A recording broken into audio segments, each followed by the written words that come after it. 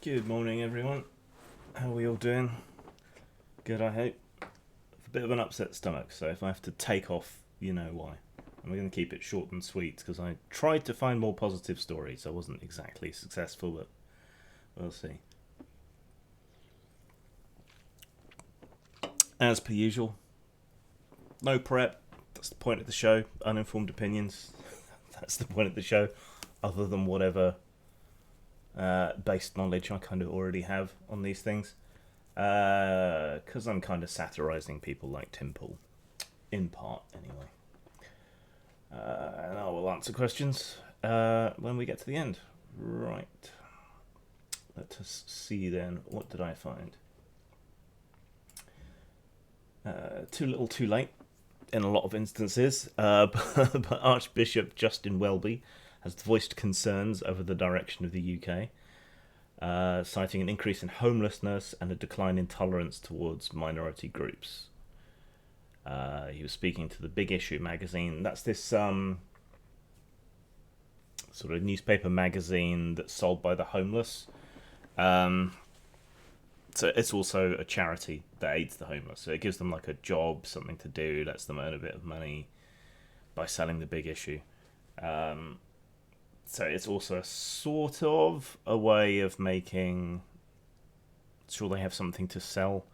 So that the panhandling, you kind of know that they've been through something of a vetting procedure and all the rest of it. So if you want to give money to homeless people, buying a copy of the Big Issue off them is frequently a decent way to go if you're in the UK. So he quotes rough sleeping, use of food banks, debt counselling services, payday lenders, things like that. Bit late to be to be bringing that up. If he was hoping to have any influence on the election, because post-election there has been an uptick in abusive situations and things like that. What's weird is people attacking racial minorities that have nothing to do with the EU, which has happened. We always get a lot of r/that happened kind of things going on after this, and people playing up racial abuse and so on. True, but I actually have this from people I trust that they have encountered this sort of thing. I think there's a few recordings up on YouTube and on various news sites at this point of people being abusive. It's the next horrible step after we won, get over it kind of thing.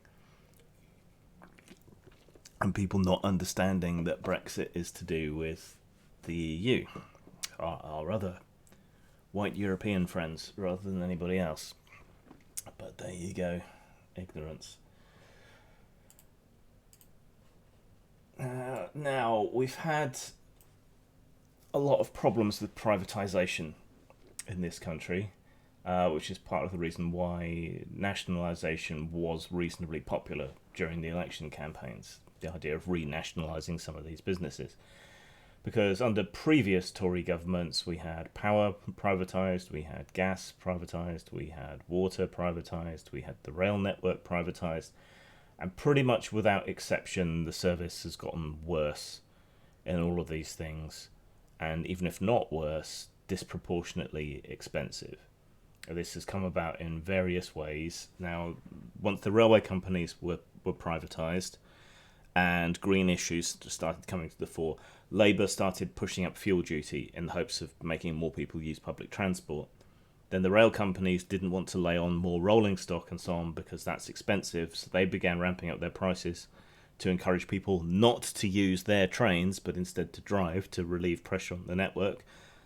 So then the fuel duty rose, so then the rail prices rose, and so on. And essentially it's a monopoly, railway lines. I mean, there are multiple companies operating on multiple routes, some with crossover, but by and large, you want to get where you want to get at the time you want to get there, and so you get on whichever train and you buy whatever ticket happens to be available. So there you go. Water bills, even less than power bills, is also another thing that's been a problem. You don't generally have a great deal of choice there, and the prices have been going up and going up. When it comes to power, various companies have been using sneaky methods to confuse you and get you to switch to them as a provider by making you sign various things or sending you confusing emails or turning up at your door with a clipboard and getting you to sign documents, that sort of thing. And water's kind of in the same sort of area as that. They haven't been investing in the water network, which has meant a lot of burst pipes and wasted water and so on. And finally, between the bills and the leaks and the infrastructure problems and the supply problems that we've been having over successive summers, Ofwat, which is the sort of ombudsman that watches over the water supply and the water companies, they finally stepped in saying that they want bills to be cut by £50 on average, and they also want to make sure that they cut the amount of water being lost to leaks. Because more than more reservoirs, the big thing to save water would be to sort out leaks, but that's expensive and it takes time. We've had problems with the sewerage here in the village for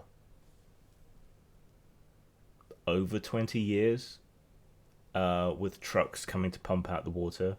They finally got around to fixing it after roughly that long, and it's still not entirely fixed. Plus, there's a whole bunch of new houses being built, which puts more pressure on the water system and the sewerage here. It just gives you some kind of idea about exactly how badly they're dragging their feet, the water companies. It's almost as bad as the fibre companies. But there's been a more and more complaints, more and more criticism levelled at the water companies.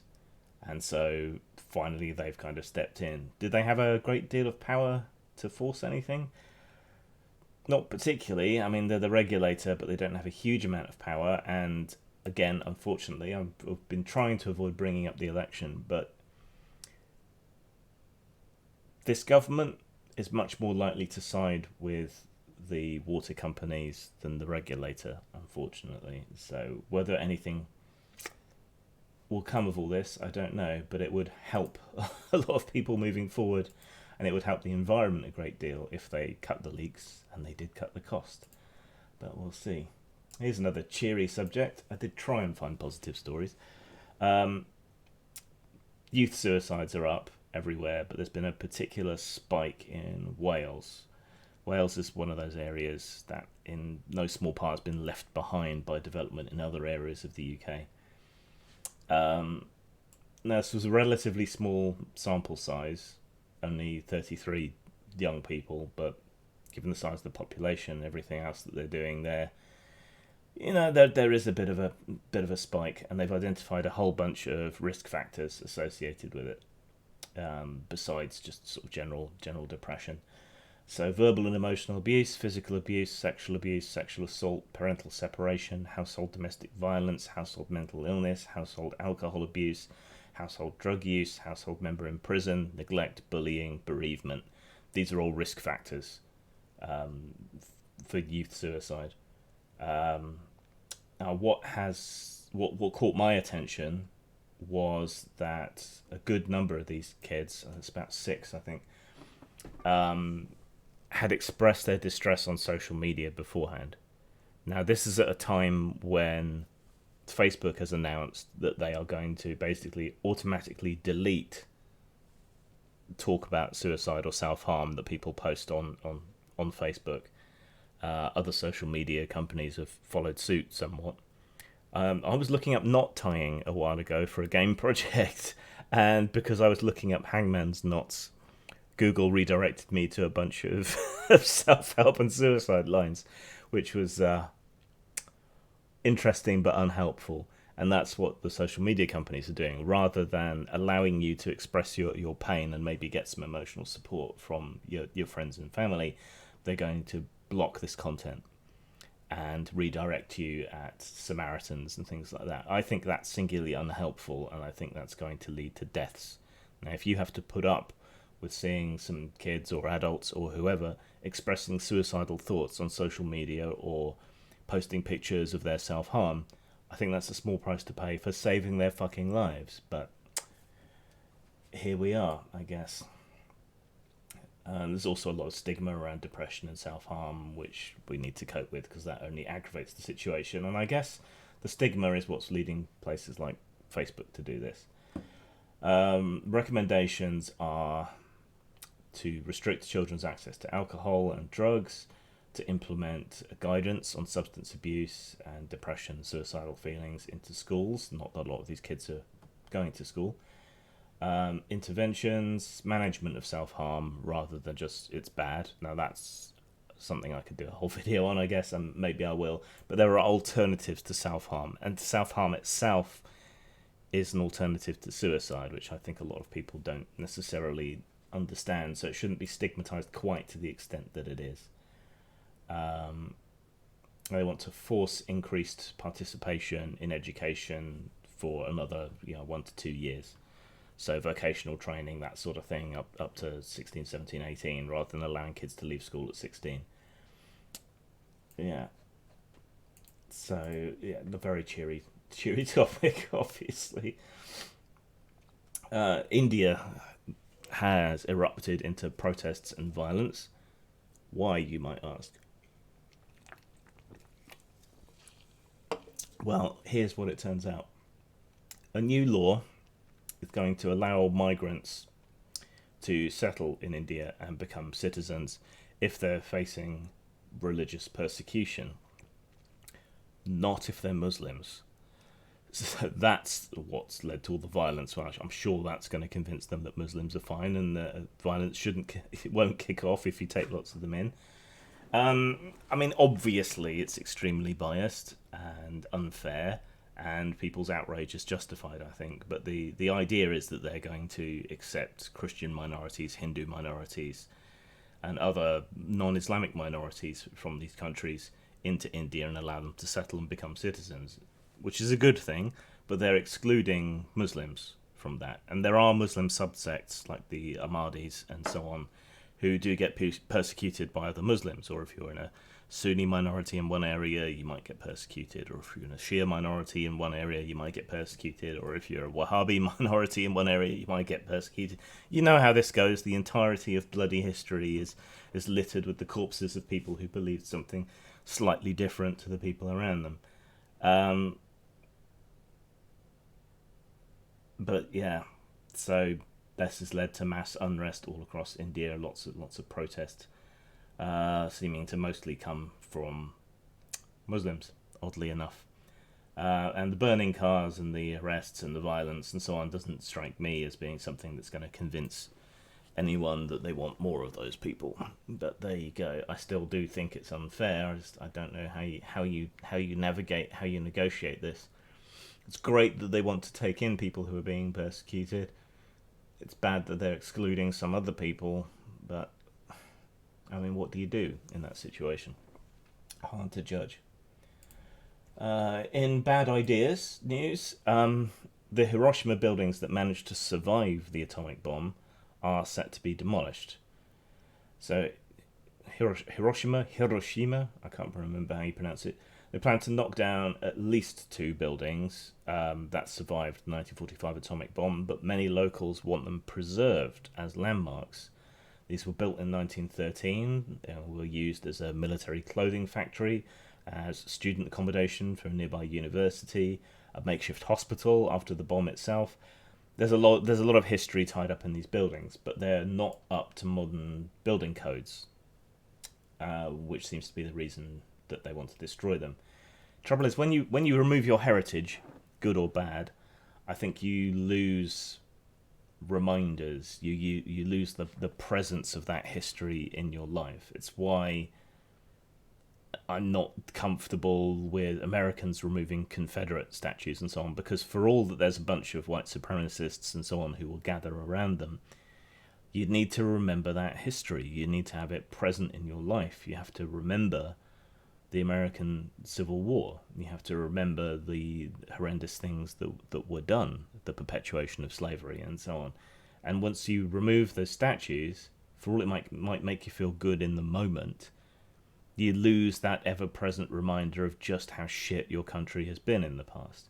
When it comes to Hiroshima, I think it's useful to have those reminders there of what we, as in the West, as in the Allies, did to Japan, and as a reminder to Japan of what happened to them, which has helped maintain their strong anti-nuclear stance until recent years, at least. So, I mean, and there's other buildings that are preserved. Are these particularly noteworthy buildings? Probably not. Should they be preserved? Probably. Are we going to forget Hiroshima in a hurry? Probably not. But every sort of little nibble brings you closer to that sort of problem. So I'm against it. Not that anyone Japanese has any reason to listen to me. Australia is on fire. These bushfires, brush fires, forest fires, grass fires and so on all over the world, these are going to be more of a fixture. Now, part of that is due to us interfering in the landscape and stopping these things from occurring naturally until they get beyond our capacity to control, which is why they're so horrendous. But also extreme weather, including forest fires, brush fires, bushfires, all of this stuff, is more common and more likely because of climate change, and there's just no real denying of that. So Australia, it's on fire, and a lot of people's homes, a lot of natural areas are all under threat. A lot of wildlife is under threat.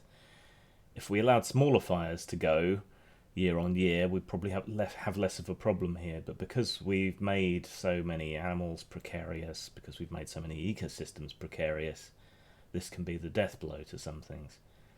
And Australia's politics just don't seem particularly suited to dealing with big natural disasters at the moment. I see a lot of people complaining on social media about that. I mean, the annual mean temperature in Australia, to give you some idea, has gone from about 0.5 degrees below average in 1910 to about 1 degree above average in 2018. Doesn't sound like much, but it's enough for there to be a big problem. Drought and fire and other extreme weather conditions. So if you're in Australia, good luck. Stay ahead of the fires. And let's hope we learn how to manage this stuff and maybe try to reverse some of these climate issues before too long. Hallmark did a bunch of same-sex adverts for Christmas this year, and then pulled them, withdrew them, because apparently they were stirring up some sort of reaction, and then pulling them stirred up a reaction. So Hallmark's a weird company, you know. They're trying to celebrate certain days and events, so there's quite a traditionalistic pull on that. And I don't think anybody should fool themselves that Hallmark's going to be hugely pro-LGBT or whatever. It's one of these woke marketing things.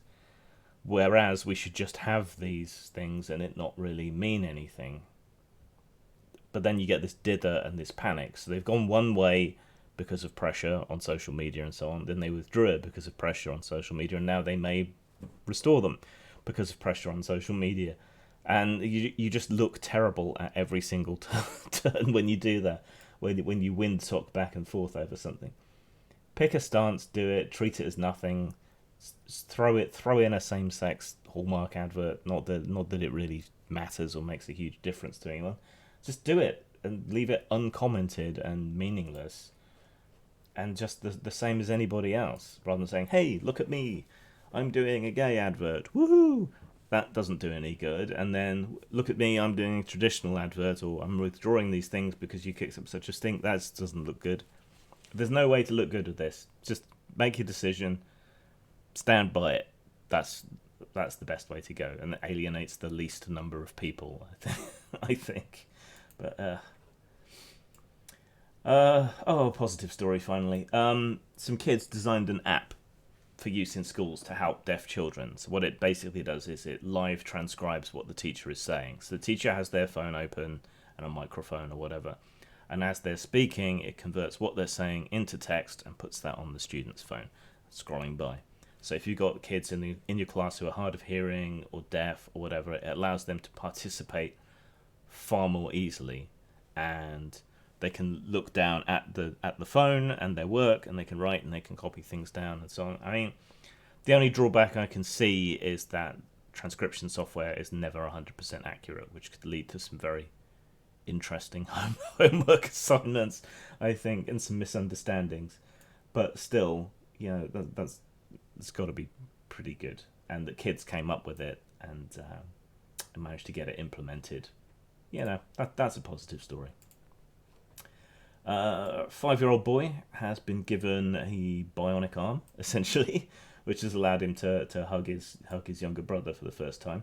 This was a congenital defect, so he was born with only about half an arm,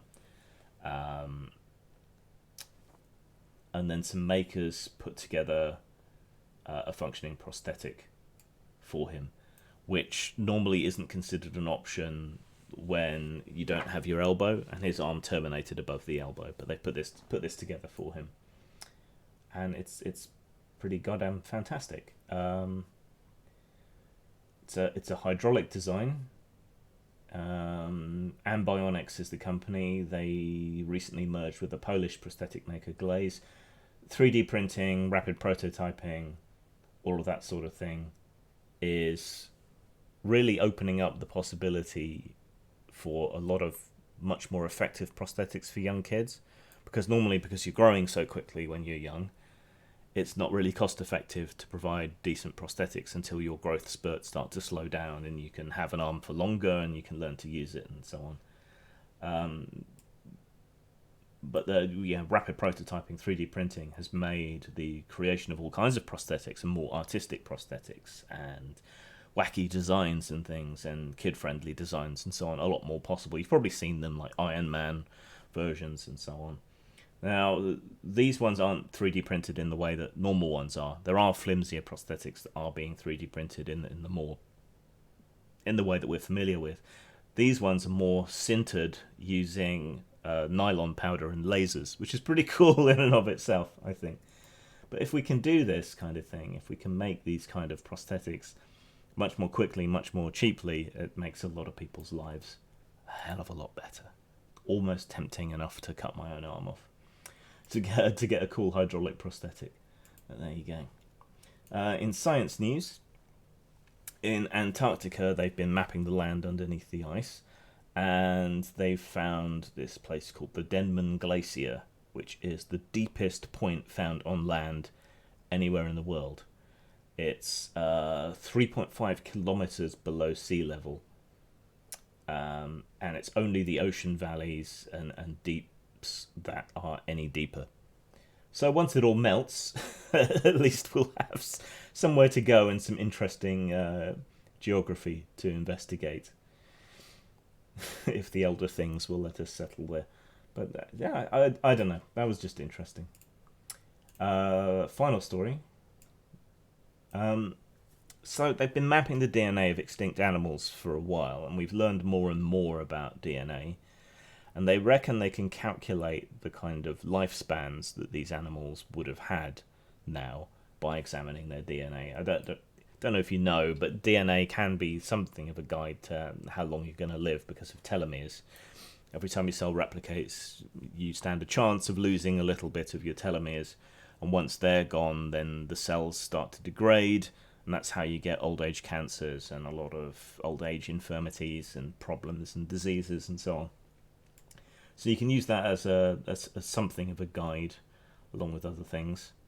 So they've been examining the DNA of extinct animals. So things like woolly mammoths lived to about 60. Bowhead whales lived to about 250.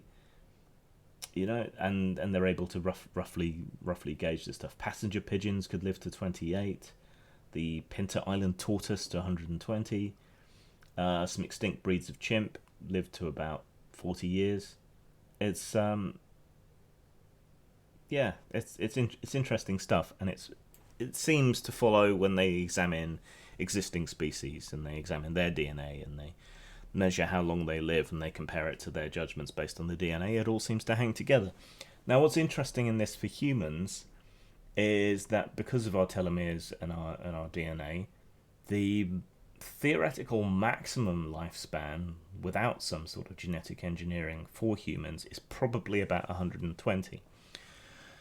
A lot of people are very, very invested in longevity treatments, living forever, being cryogenically frozen if they have a disease and hoping to be revived in the future.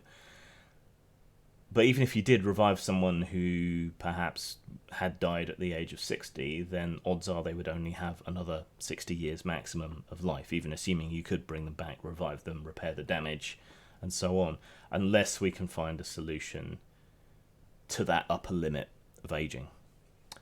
So that's interesting, and I think maybe transhumanists and others who are very focused on longevity maybe ought to start looking more at quality of life and fitness and things like that, so that we can spend our allotted span of 120 years or so productively, and that we save the damage of aging up to the end as much as possible. And if we do want to focus on longevity, then probably the only real route is going to be genetic engineering to increase the length of telomeres, or to repair cellular damage, or to restore telomeres, that sort of thing, so that we can get past 120. Well, there you go. All right, any comments or questions? Otherwise, I shall be off. I was going to do a kind of in-depth electoral autopsy today, but I have to go out, and I'm not feeling too well. So I didn't really have time to do that.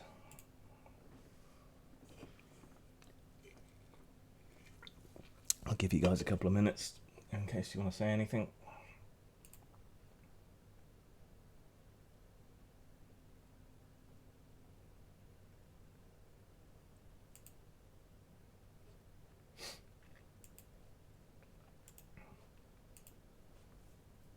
So I'll turn what I was planning to do about the election into a scripted video probably later this week or something. I'm still technically off and on holiday. So.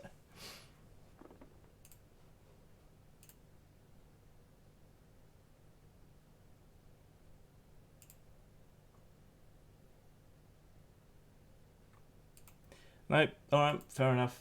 I have to go and see a man about a cat tree for the cats. Since Chuck's stuck inside, and from now on I think he needs some more stimulation, even though he's using his gimpy leg. Alright, I shall see you later. Take care, everyone. Bye, and don't forget, Zang.